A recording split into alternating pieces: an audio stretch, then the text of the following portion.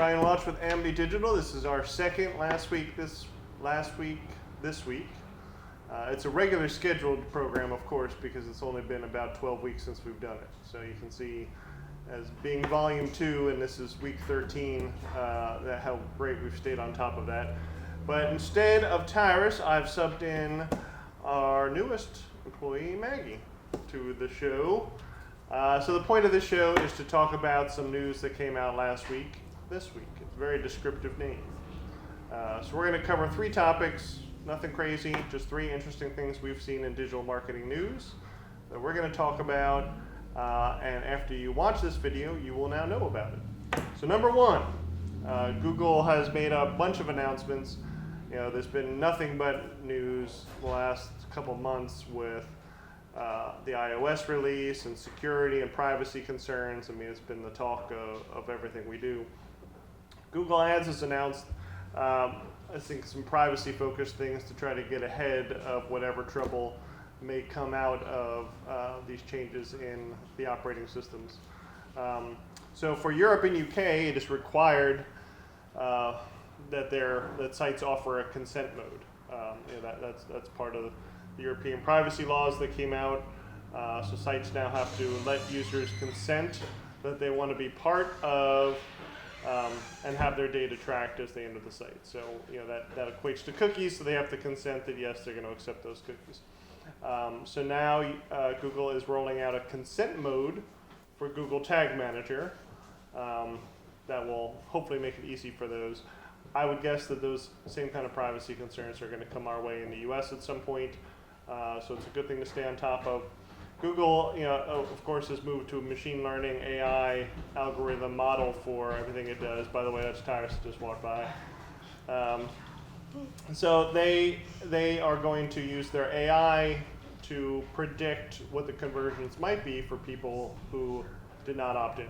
So, if people declare that they do not consent to share their information, all of a sudden the stats have this giant gap showing that there is no new customers for this period of 8 hours, then the machine learning is going to kick over and say, yeah, you probably had some number of users, so it's going to backfill the data with machine learning data to try to account for the people that aren't consenting to share their data.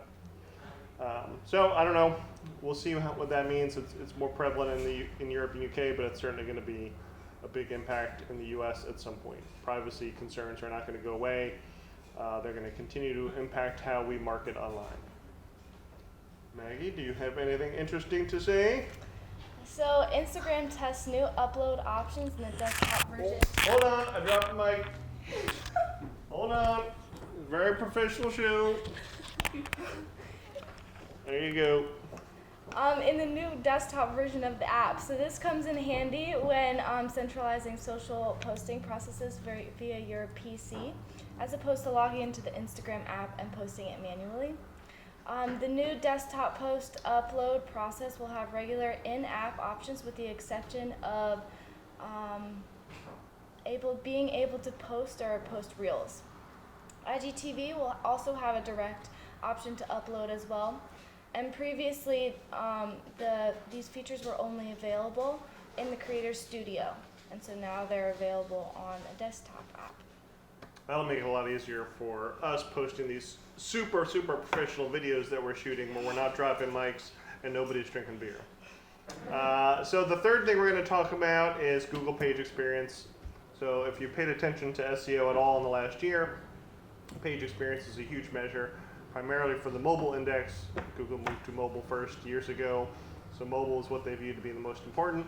And instead of a lot of the other ranking factors, those are all included, but instead of those ranking factors, one of the big things that Google looks at is page experience, which is how quickly does the website load? Is everything load properly on a mobile screen? Is it hard for people to navigate? How long do they stick around? Nobody likes to be on their super fast 5G network and take forever for a website to load. Google's job is to deliver the user an experience. It is not to deliver us an experience as webmasters. So somebody searches for something and the first result sucks on mobile because it's too slow, people are going to move on to the next result, and they don't want that to happen. They want the first result that people to click through to be the result that person was looking for. But what's interesting is they are now moving that experience, that same page experience, mobile first experience that they have been focused on, to the desktop.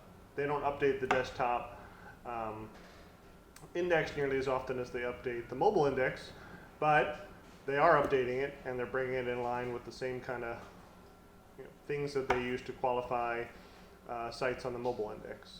So, long story short, better make sure your site loads fast and has a good experience on both mobile and desktop.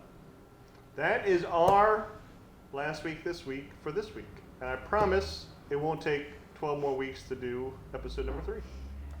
Bye for now.